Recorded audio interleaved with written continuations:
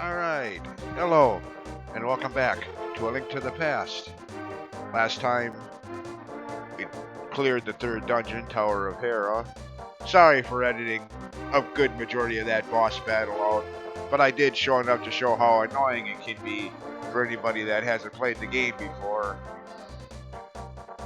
Made our way through the Dark World and or through the Lost Woods. Basically, long story short, ended up in here in the Dark World.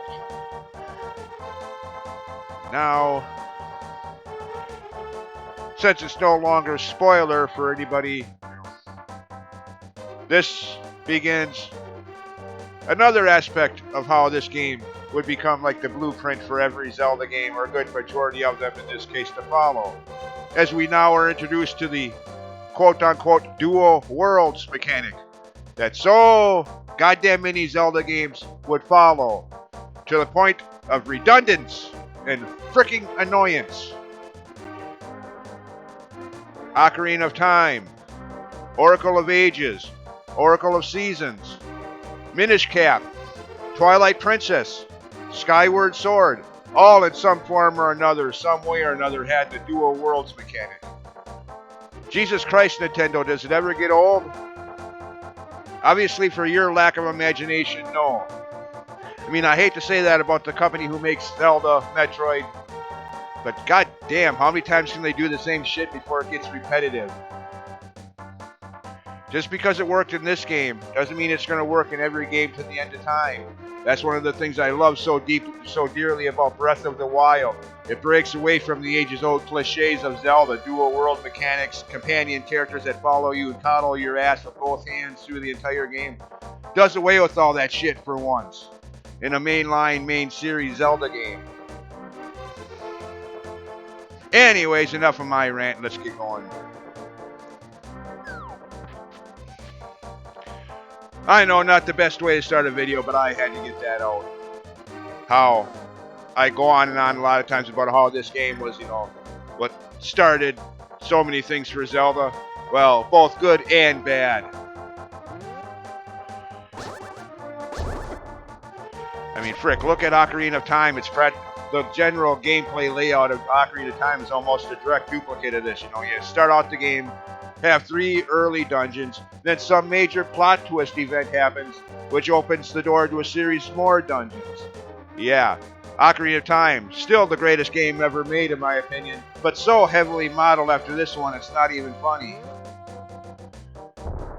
I mean, a little creativity would have been nice. I mean, granted, it's still, but come on, they could have been a little bit more original with the structure of the game. Instead, it's like A Link to the Past Part 2 in gameplay. Again, 3 main dungeons, some major plot twist happens. Oh, guess what? You got 5 or 7 more in this case dungeons. Have fun. Really? Really? It's A Link to the Past 2, Ocarina of Time. Well, actually, no, that one worked, but yeah.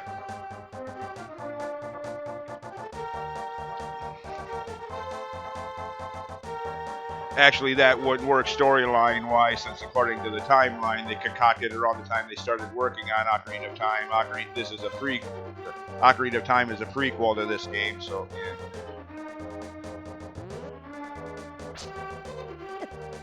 And yes, I said that. I've said it before in other Zelda videos, and I'll say it again now. While the timeline is interesting to read, and may very well be official by today's terminologies, you'll never in a million years get me to believe they had that placement in mind when they started working on The Legend of Zelda NES, Zelda 2 NES, at the ass end of the timeline. The first 2 games they made in production order. Give me a fucking break. How gullible do you think I am? No, they came up with that timeline themselves. Even in the backs of their minds, they came up with that timeline around the time they started working on Ocarina of Time, as the internet grew in popularity. And fan questions about how the games connect to each other grew immensely. So to answer those questions, that's when they concocted the timeline. And while it is interesting, like I said, I myself as a Zelda fan for 30 years, I have both Hyrule Historia and the Zelda Encyclopedia. I'm not knocking it entirely, I'm just saying there's no way you're going to get me to believe they had it in mind from square one like some fans want to say they did. Bullshit. Again, if that's the case, then why are the first 2 games they made taking place at the ass end of it? Somebody care to explain? And why is it all 4 games that predate Ocarina of Time are lumped into the Fallen Hero timeline branch off? Somebody care to explain? Yeah. Anyways, that's my bit on the Zelda timeline. Interesting idea, but besides that, we've already seen that they can change it at the drop of a hat, so to speak.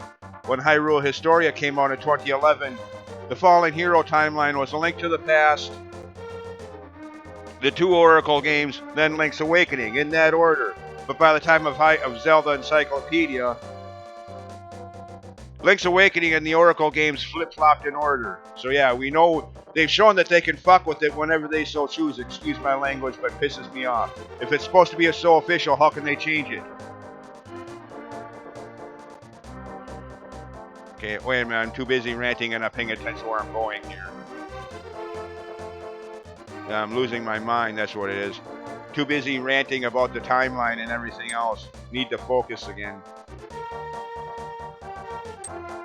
Okay. Oh yeah, it's over this way. That.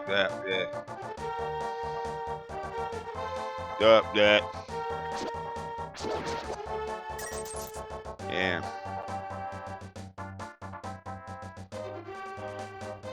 Sorry for the rants, by the way, but just... As you can tell, you know, I watch a lot of Zelda videos, obviously. If I suddenly come up with all this stuff between videos, that's why. Since I recorded the last video, I was watching some YouTube video about someone who was trying to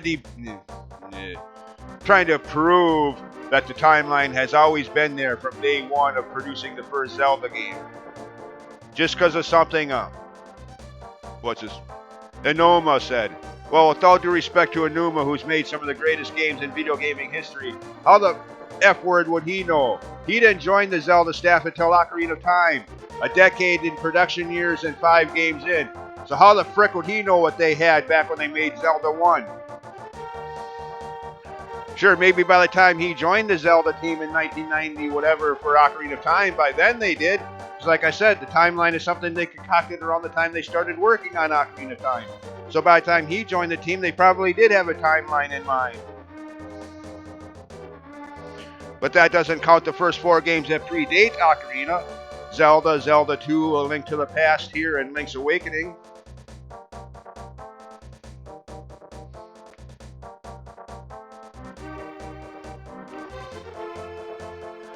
Again, I'm not knocking the timeline. It is cool. I'm just saying, there's no way you're going to get me to believe they had it from day one. Try if you will, but you'd be wasting your time. Anyway, enough said about that seriously this time. And now, no, we got a monkey following us. For this, I should have said something earlier, by the way. Sorry, I was too busy ranting. I failed as a playthrough guide. This isn't really intended as a guide necessarily anyways, but for this, you will need 110 rupees at least, if not more. If you goof this up, you will need more than that.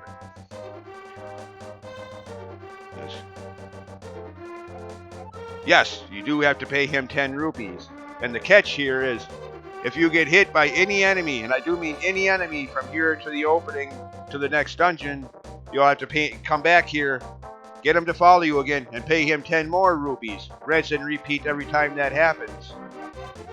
So yeah, you could end up paying him. Like Ingo and Ocarina of Time with that horse race. Only 70 rupees at first, but 50 additional rupees for each failure could quickly add up. Only in Ocarina of Time, it's a lot easier to fail than that horse race. It is, well, yeah. Of course, I say that and then I get hit in. Me and my big mouth. Here, Kiki. Where'd you go? Kiki D? Half of the duet that made Don't Go Breaking My Heart with Elton John in 1976? No, not that Kiki. Not that Kiki, whatever.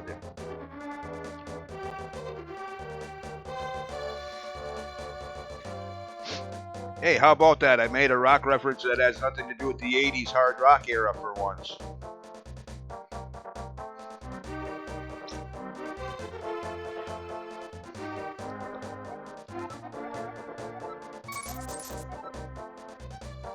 Now let's try this without getting hit this time. Like that's really a challenge.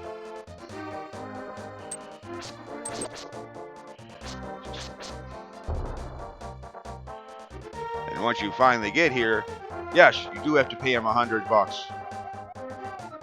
Or you're not getting into the next dungeon. That simple.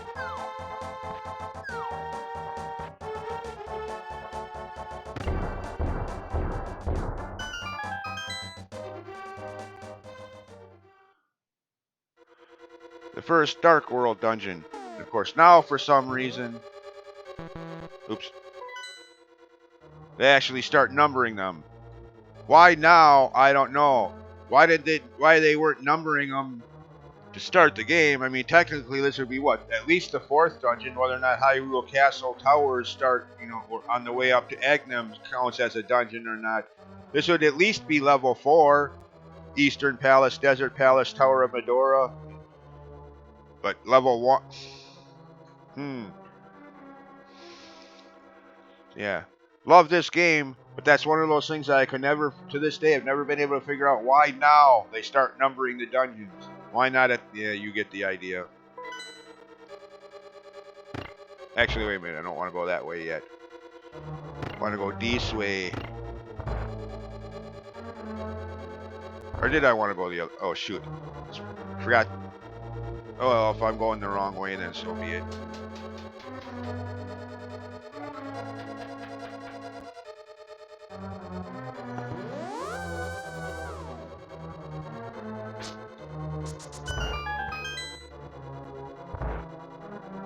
Of course, that trick only works if you go, like I mentioned earlier, if the bombable wall is outlined.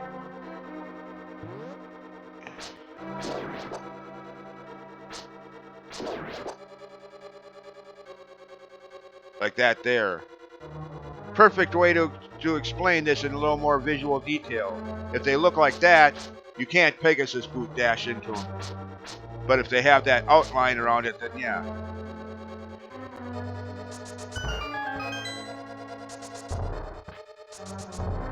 Yeah.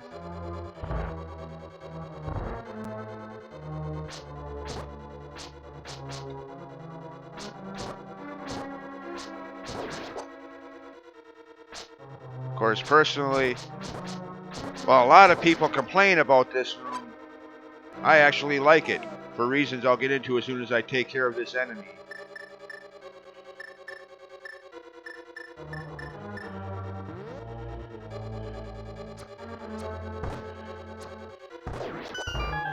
All these cracked bomb wall icons. Some fans complain that it's too tricky or too cryptic, too devious. Well, which one is real? Is any of this bombable? Me personally, I like it. That's what you get for being too reliant on this shit. Sorry, excuse my language, it slipped, but yes. Actually needing this graphic coddling your rump with both hands from the developers. Bullshit. I don't care. Hate me for saying it if you will, but I've disliked this shit from day one. I mean, fine. You want to help the gamers find out where the walls are bombable or not? Well, it ain't working. Well, what the hell? Well, that sword clanking technique, that's fine, that don't stick out like a sore thumb. That don't just yell out, visually yell out, hey, stupid, place a bomb here, moron. Yeah, I mean, at least that, if I can do it right. Yeah. So yeah, sorry. I just don't like the way they coddle you with that. Call the first game as cryptic as you want to be, but I loved it. There was something to be said for finding those bomb secrets on your own, not having the game tell you exactly where to look, insulting your intelligence and coddling your ass with both hands.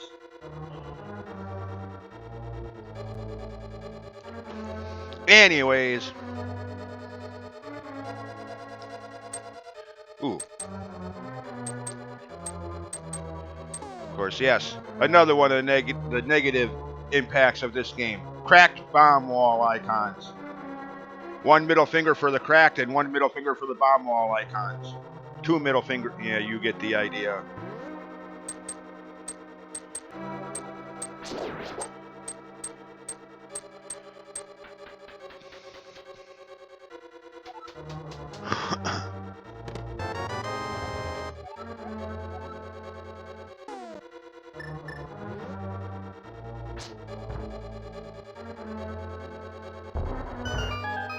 Of course, the main reason I came this way is to get that.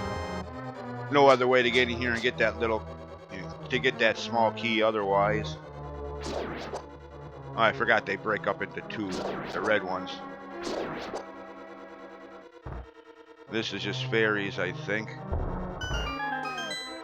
Yeah, I already got, okay. Well, I can get them for health recovery, get back up to full health, yeah. Of course, if I had the hammer, I could take a shortcut back down, but nope. Gotta just go back the way I came. Who thought of this, by the way? Blade traps with conveyor belts. Granted, they're easy enough to avoid, but still, just who thought of... Sadistic turd.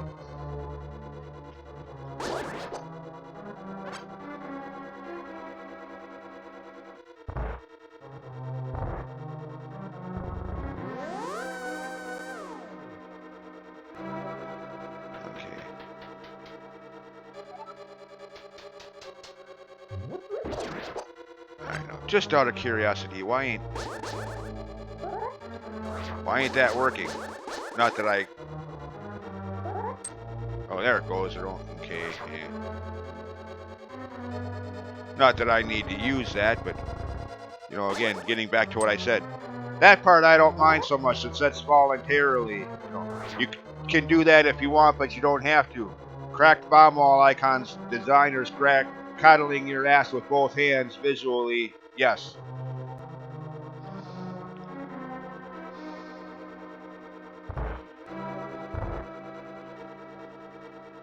And anybody that wants to hate me for saying that, yeah, fine. Right back at you. Again, there was just something to be said for that alright feeling you get back in the day when you found that shit on your own without having a map tell you exactly where to look, or having cracked bomb wall icons likewise. Actually finding that on your own. Good old-fashioned trial and error and exploration.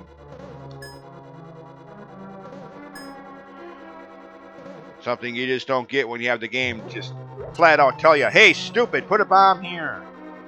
I don't think you're smart enough to figure that out on your own, so here.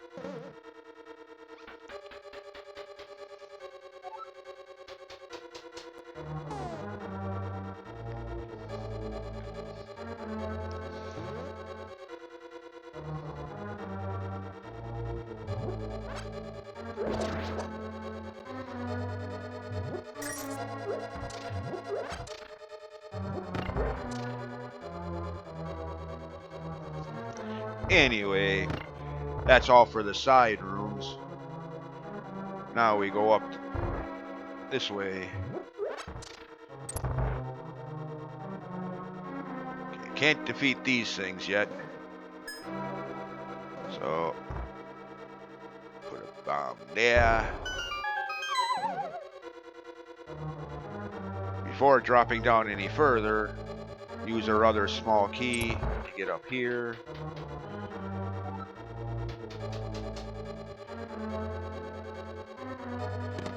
To get that. Now drop back down, or go either way. Wait a minute, I don't want to go there yet. What am I doing? One more thing I want to get here first. There. Now I'll go through that warp.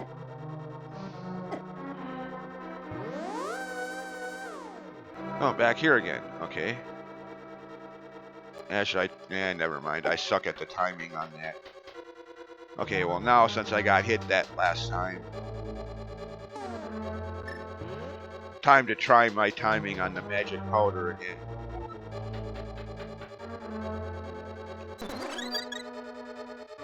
First try. That very seldomly ever happens. I mean, come on. You'd think in over 30, well, yeah, by now, like 30 and a half years of playing this game, I'd be a natural at doing that. But no. Doesn't matter that I've been playing this game since just after it came out in the spring of 1992, and more times than I can remember since then. I still suck at the timing on that. Half the times I'm lucky if I can get it in 3 tries, let alone 1.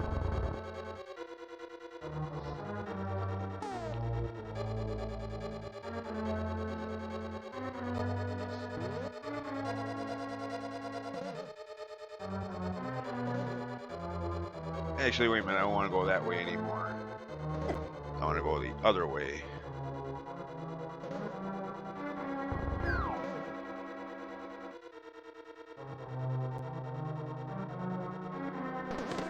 Okay. Could hit that crystal switch over there to lower the blue blocks if I wanted to go to the room to the right. But at this moment, no, I don't want to go that way, so leave those up. Leave the red or orange blocks down.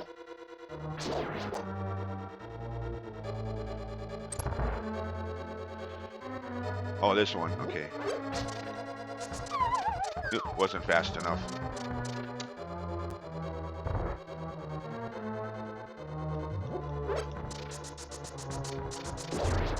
There, that got it. Good thing you have a lantern, because you're going to need one in this room. Unlike the room like this in the tower, castle tower earlier, there are no torches to light in this room to entirely light up the screen. Your only light in this room is the lantern. That's it.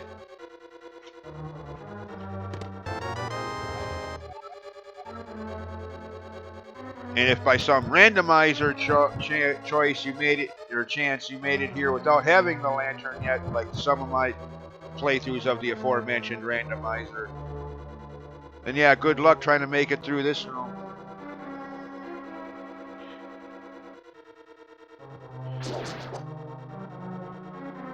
Unless you had an either damn good memory or some kind of way of seeing like a screen cap map or something that you could kind of try to follow.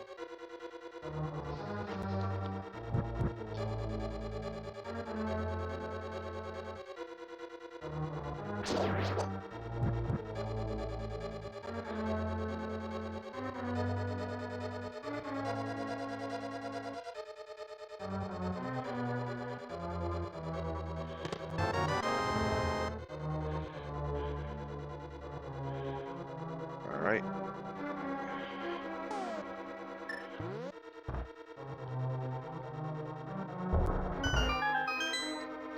Dungeon item.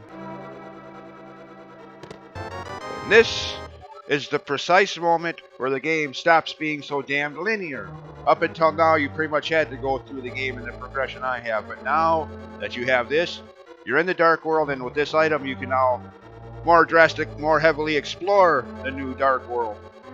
And from here on out, you can sequence break the crap out of the remainder of the game. My kind of Zelda game. I mean, don't get me wrong, the linear games, Oracle of Ages, Oracle of Seasons, Minish Cap are all great games, but if I had to choose between open world, yeah, like I've said many times before, it was the open world, or as open world as an 80s game could be, elements of the first Zelda game that made me a Zelda fan in the first place. Yeah, if that first Zelda game, like I've said before, had been as linear as Minish Cap, frick, I don't even think I'd be playing video games today, let alone Zelda games. So yeah, just something about linear Zelda, even though the games may be good, something about linear Zelda just doesn't set right with me, I'm sorry. Maybe good games, but Zelda wasn't meant to be linear.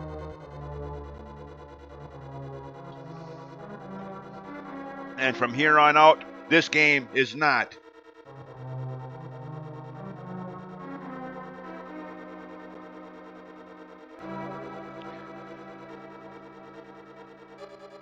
I mean, if I really wanted to, I could leave the dungeon entirely now using the magic mirror to get back out to the entrance room and begin exploring now, but I'm at least going to try to make it to and defeat the dungeon boss, completing this dungeon so I don't have to come back here later. I'm at least going to try to do that first. There have been a lot of playthroughs where I'd already be out of the dungeon by now and exploring the overworld with my new hammer. And other items, but yeah. Leave the second I get the hammer. Oh, that's it. I'm out of here. Bye.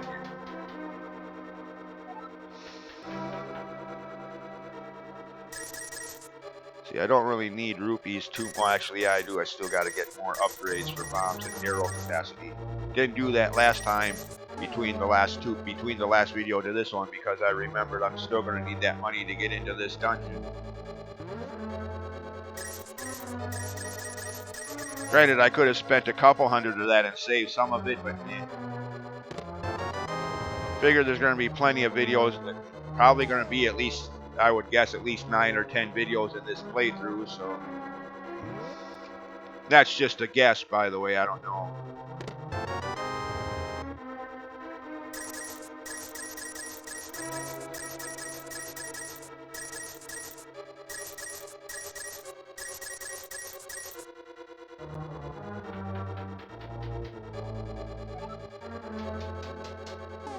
Now that we have the hammer. Ooh, it helps if you hit the right button on your controller. We can knock these things over and defeat them. Kind of weird. Here's the hammer. In other games like Oracle of Ages, for example, it's the shield. I mean, that's why you need that shield for the second room of level 2. You can't, unless you can knock them over with your shield. Again, another case for consistency, or lack thereof. Same enemy, but are we going to use the hammer, or are we going to use a shield to knock them over?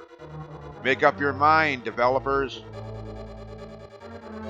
I mean, like I've said in other videos, that's like with, flippers. Needed in 2D games, not needed in 3D games. Consistency seems to be a foul word for developers when it comes to making a series of video games, especially Zelda games. Or another thing that gets me, as I've also said in other videos, the difference between red and blue or green potions has very rarely ever been consistent. Most games don't even have potions in the first place, but amongst those that do, I mean, the idea started with the first Zelda game.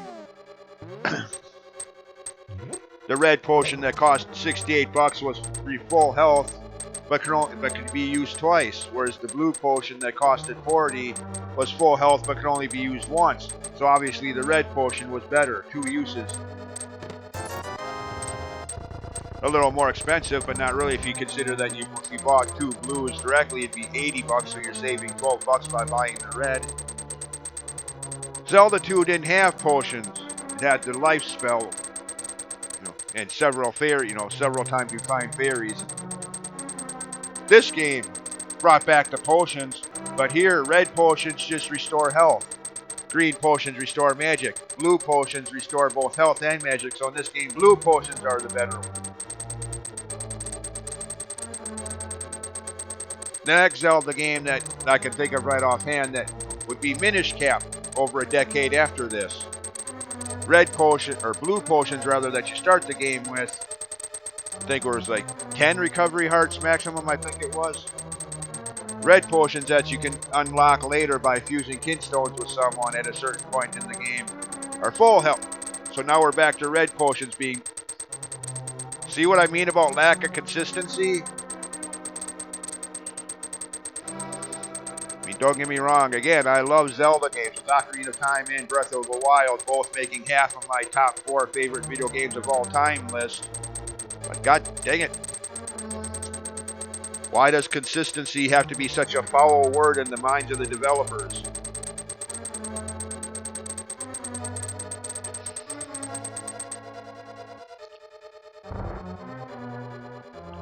Okay.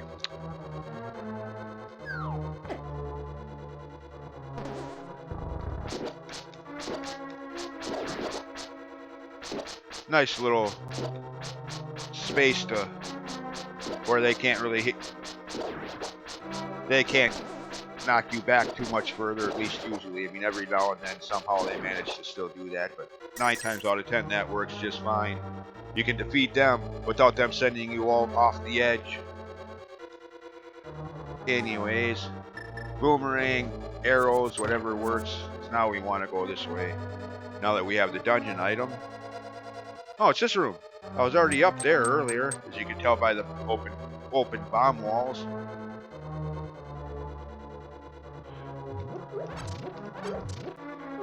Oh.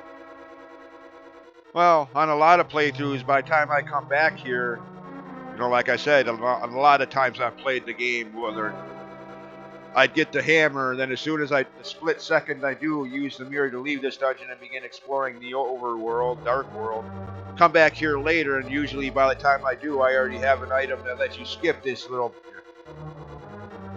Not that this is, you know, this is nothing, you know, that's not the point. I'm not like I'm trying to skip this. I mean, it just so happens by coincidence that I have that item. Not, you know, like I make a point of doing so. I mean, oh yeah, that's just so hard. That just took so much time. Ooh, ow. No, just...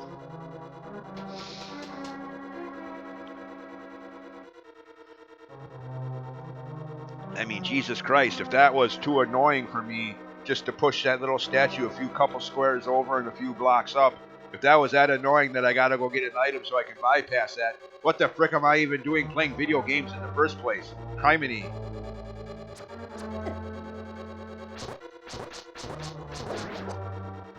No, I'm just saying, you know, because of how open the rest of the game is. And...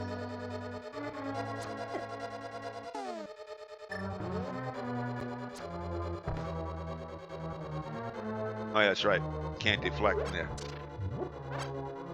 Gotta have them. Level 3 shield, which you ain't gonna get for quite some time. Well, if you follow suggested order, that is, you ain't gonna get for quite some time, since the dungeons are now numbered.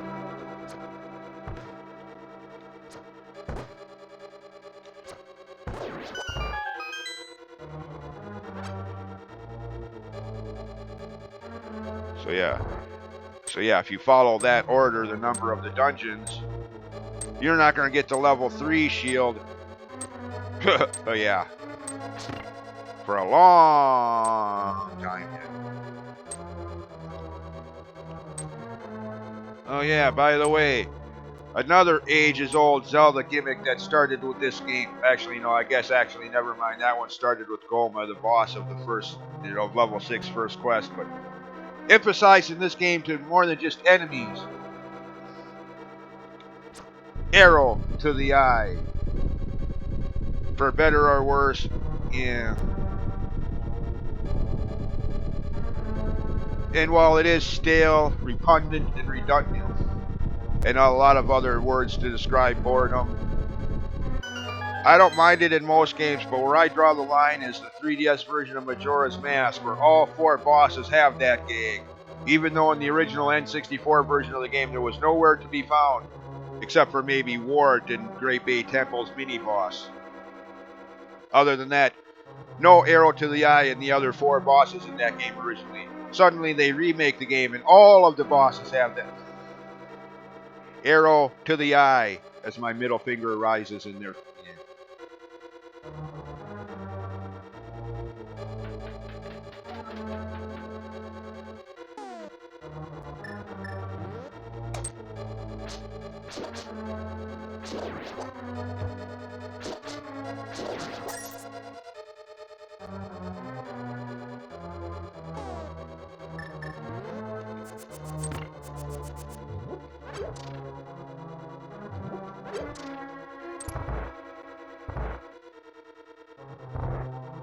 Oh, shoot, wait a minute. What?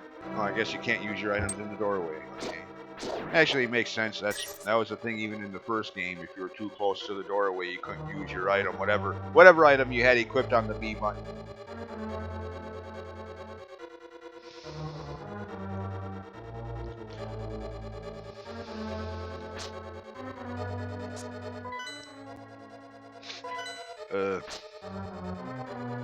Yeah. Oh, shoot. Hello. Pay attention, me.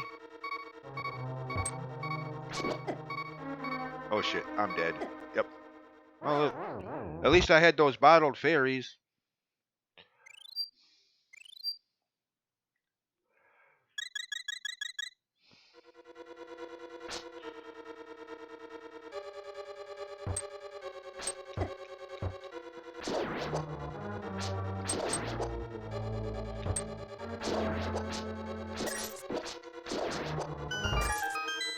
Yep. Another one of those kill all the enemies to open the door forward puzzle. Seriously, didn't they do enough of that in the first Zelda game? Between first and second quests combined?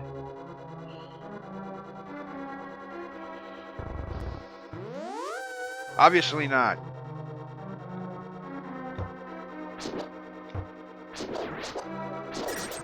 Okay. Can I?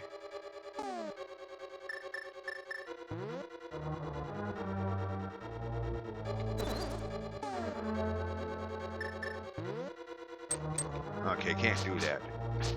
Alright, fine. How about this? You fly close enough? Come here. She's like, haha, can't catch me. Oh, fine. Screw you, fairy. Kiss my butt. Boss time. Can either use the item you found here, the hammer, which not all the time, but a good majority of times that is the case in Zelda games. You know, find a dungeon item, use dungeon item on dungeon boss. Again, not always going to be the case, but at least half to 3/4 of.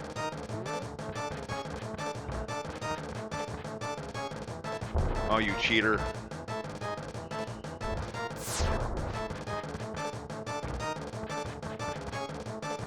But I like using bombs. That's why I always make a point of stopping at that fairy, wishing fairy, whatever, fountain of whatever they call it, that where you can upgrade your bomb or arrow capacity at least once and upgrade bomb capacity a little bit before coming here.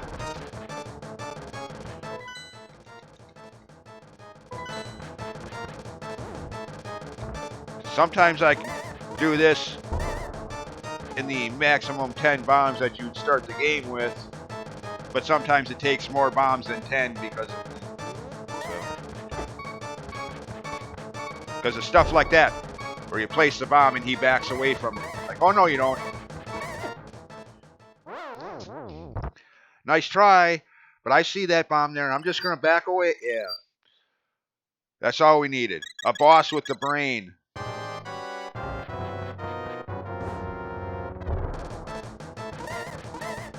I'm going to set my big fat carcass on it. That'll silence it. There we go.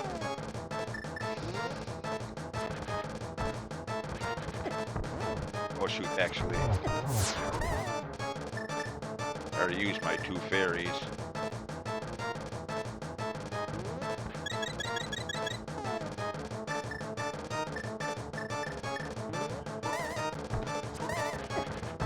Stop squirming!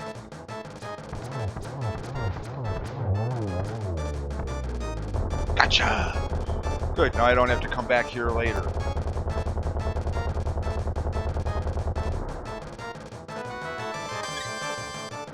Of course. Again, I did Dark World Level 1 because you kind of have to. Without the hammer, there's not much exploration of the Dark World to be done. But so much for chronology and synchronicity. So I haven't decided how far I'm going to go with the sequence-breaking potential of this game, but I can guarantee you one thing, my next dungeon I stop in will not be level 2.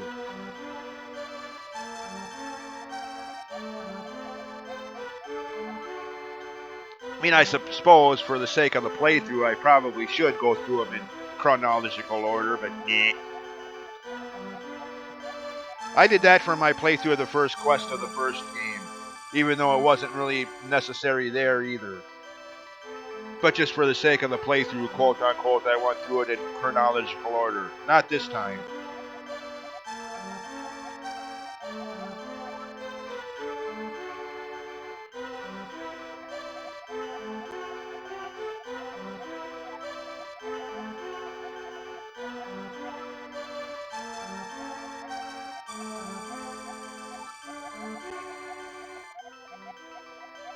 Okay. Okay. Nope, I don't understand a word you just said. Anyways, that's one Dark World dungeon down. Several to go. Of course, now it's going to be a while before I go into any of the other ones. Because again, Hammer, Dark World Exploration.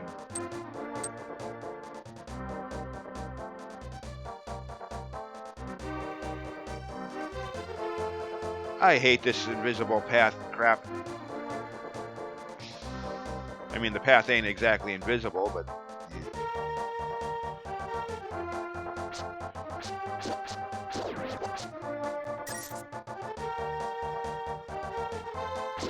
Oh, no you don't. Oh, yes you do. Yeah, go ahead and laugh. Oh, no you don't, I say, as he hits me anyway.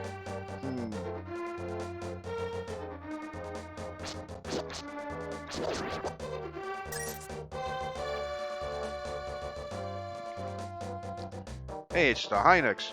Damn, he looks different than he will in Breath of the Wild. Holy crap. Well, maybe not too different, just a lot smaller.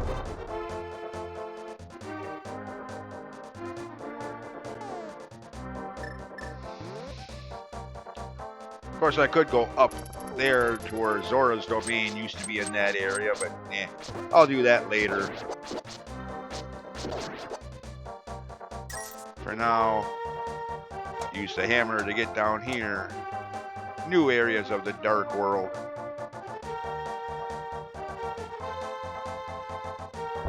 And now, just a few minutes ago, I made the comment about how I haven't decided yet how far I'm going to go with the sequence breaking. And what I was hinting at is this place where your house is in the normal light world, now in this world, is a bomb shop.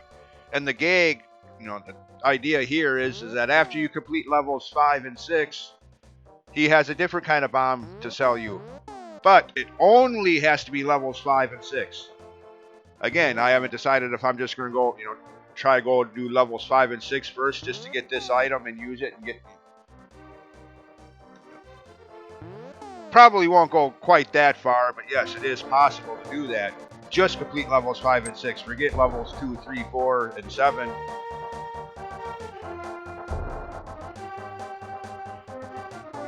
I mean, they designed it so you don't get that item until later in the game. Well, if that's the case, they should have designed it where you needed it. But again, open world.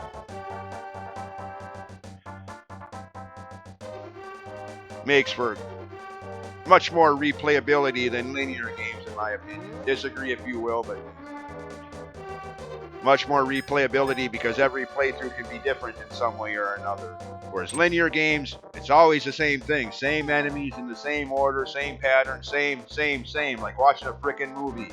Always the same every time.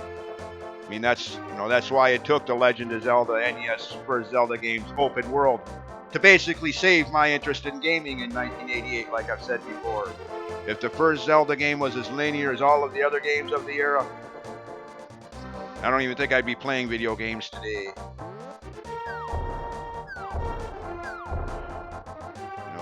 Dang it, if I want something that's going to be the same every time, I'll stick with movies and books. Screw video games.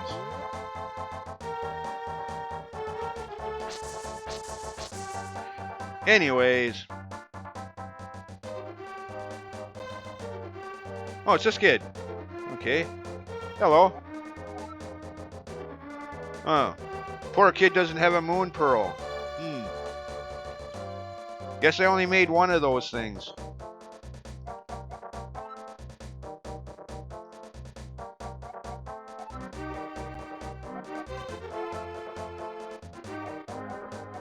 Sure.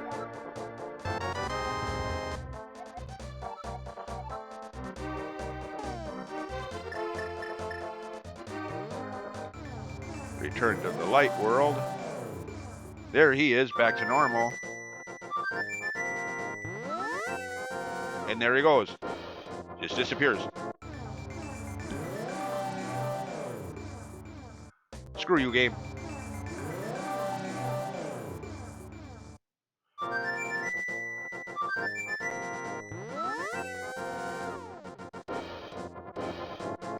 Whoa, what?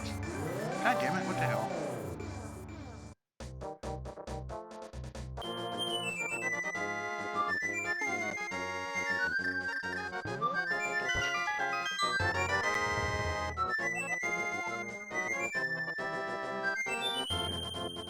And there is the flute. And yes, as you can clearly see, they're still calling it a flute in these days. They didn't start calling it an ocarina until the game that has that very word in its title. Actually, no, scratch that. Link's Awakening was the first game where they called it an ocarina. The game that bears that word, Ocarina of Time, yeah, was the second. But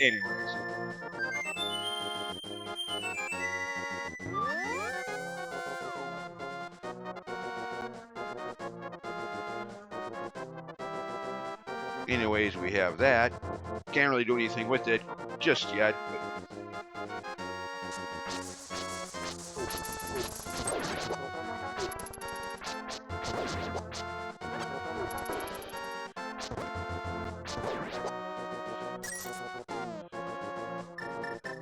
Wait a minute, what am I doing? I need to be in the dark world. Bleh. Silly me. Where's my little warp portal thingy? There it is. Go back to the dark world.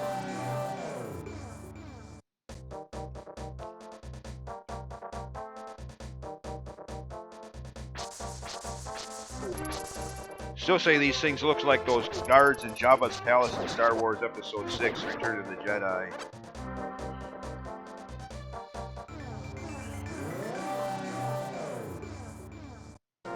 Ooh, surprising that didn't send me, count as too close and send me back.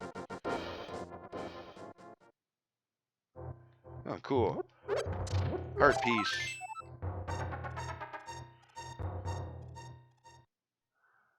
Yeah, now we have this slight difference between the two worlds gimmick and how you can get up to higher ledges in the light world. In a few locations. Oh yeah. There's this.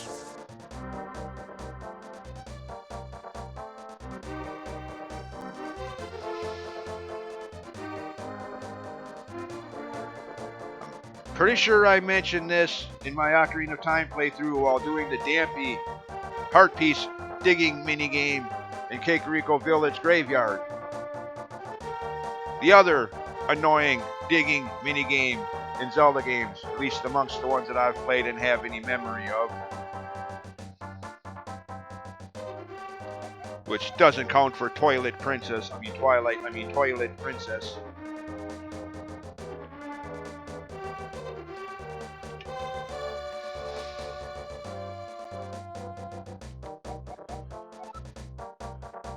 Only played that game once, and I've stricken it from my memory ever since.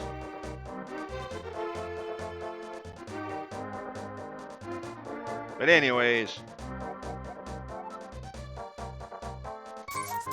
$80. Dig as many holes as you can in hopes of finding a heart piece. Problem is I think it's like Dampy's digging game in Ocarina of Time. I think it's even random if the heart piece is even going to be here in the first place, much less where it's going to be if it is. Double random. Double random. Middle finger. Yeah.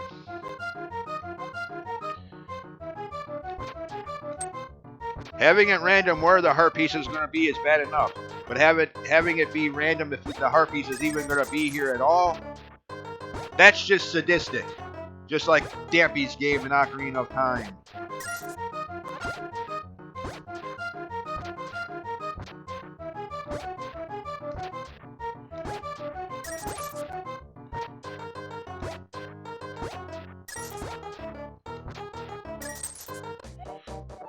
Of course. In over 30 and a half years of playing this game, I have never, whether authentic Super Nintendo hardware, PC emulation, 3DS Virtual Console, Switch, SNES Online, regardless of the format, I have never, ever got the heart piece here on the first try, and obviously this playthrough is going to be no exception to that. At least with Dampy's heart piece minigame in Ocarina of Time, granted they're far and few between, once in a blue moon, on Friday the 13th, blah, blah, blah, But it has happened very seldomly where I did, the first hole I had Dampy dig, there's a heart piece. Oh, cool, sweet, now I can get the hell out of here. But with this, no. Never. Not once. Have I ever got the heart piece on the first try?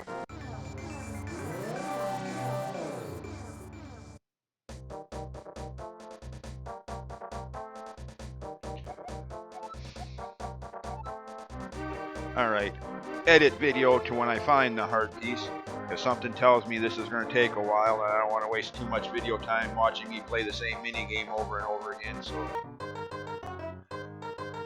Well, wasn't keeping track, wasn't counting, but offhand I'd say at least 10 to a dozen times it took. But finally, persistence pays off, I guess. Yeah. Very hard to decide whether I hate this one or hate Dampy's heart piece in Ocarina of Time more. But like I was saying earlier, well, actually more like thinking while the video was edited or video was paused. Actually, I think this one is worse because, like I said, I've never, 30 plus years of playing this game, never, ever, not even once, gotten this heart piece on the first try. At least with Dampy, well, it's far and few between, you know, once in a blue moon, blah, blah, blah, but it has happened where I got hit the heart piece from that on the first. So, yeah, I think this one is worse. As much as I hate to say that there's that. I mean, I still hate Dampy's minigame in Ocarina of Time, don't get me wrong. I still stand by everything I said in my Ocarina of Time playthrough doing that. But, yes, if I had to decide between the two, this one is just a little bit worse. Anyways, that's enough about that. Of course, can't get to Kakariko Village from here because of that. Can't lift that yet. Need an upgrade to our pulling ability. Pulling, pushing. So yeah. So for now we gotta go into the light world.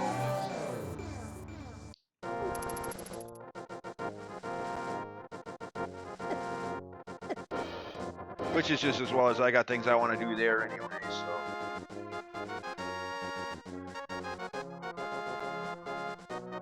For example.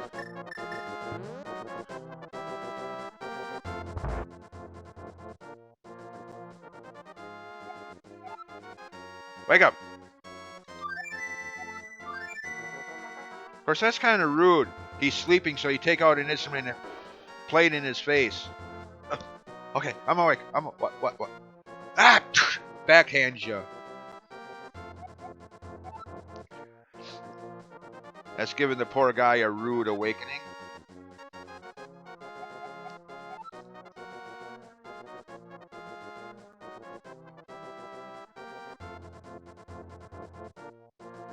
Go play it for the statue. Why do I want to play it for a statue? Yeah, real captive audience here. The statue just standing up in a plot. Why am I playing this for a statue?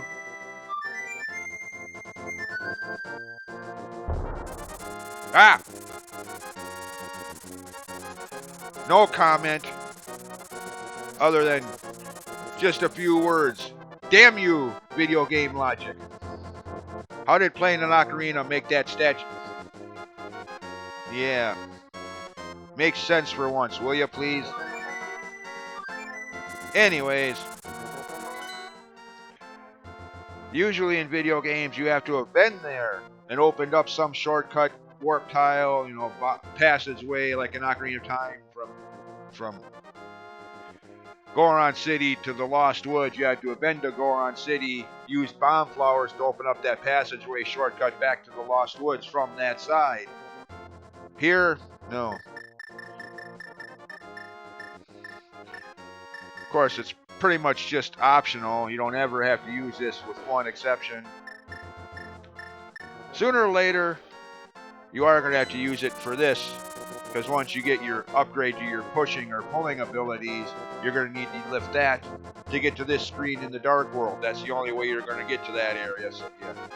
So the flute is a requirement for this one, since there's a dungeon here in the Dark World segment of this area.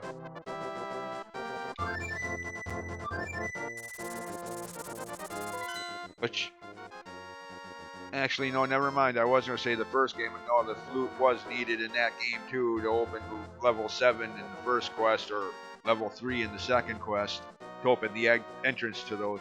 Of course, there you also had Dig Dogger, the boss of level 5 first quest, and many other mini-boss appearances. So yeah, the flute was required in the first game too. Was going to say, well, unlike the first game, the flute is actually required here, but no, it is there.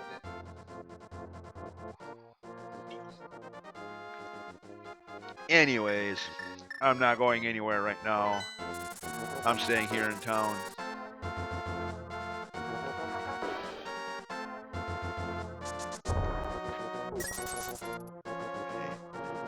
Can't do anything there, so we go up this way and take the long path around. Well, not really too long, but...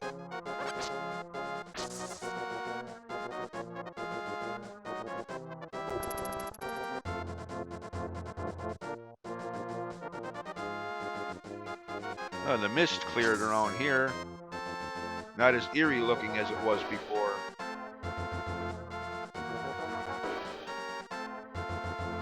Now that I have the hammer, get in here with the level 1 pulling the power glove. Can't take this way back in, yeah, since, yeah, again, I need the upgrade to the power glove for that.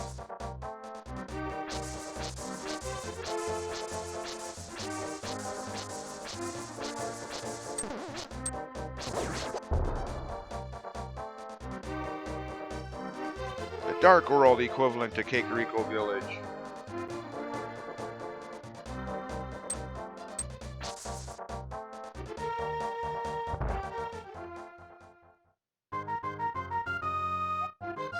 $30. Okay. Sure. Ooh. First try. Now, why can't that digging minigame be that easy? First try plus $70 profit.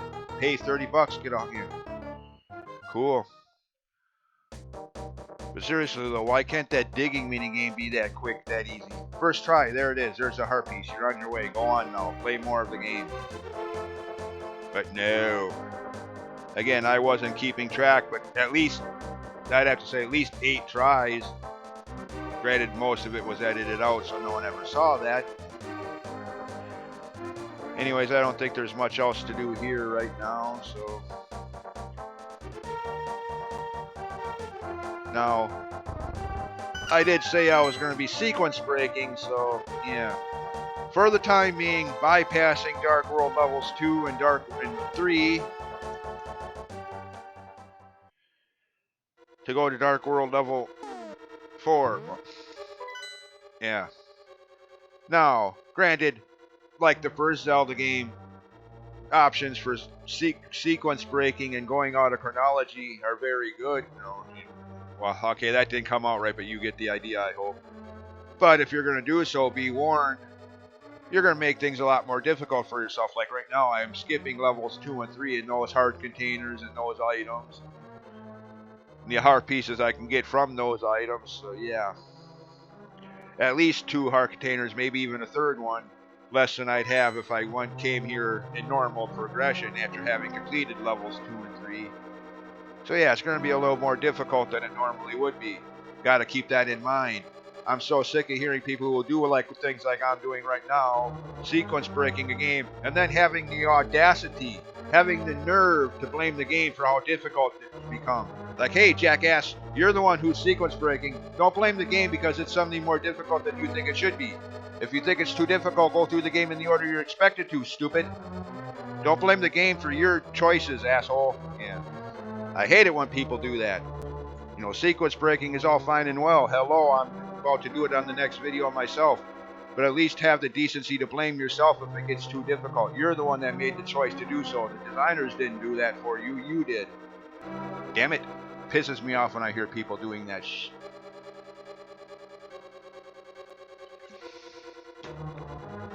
Anyways, that's it for this video. See you next time. when I at least attempt to do this whole dungeon. I might end up having to, like I thought I was going to do with the last Dark World dungeon, just get the item and leave. Since again, this is going to be a lot more difficult without, but we'll see.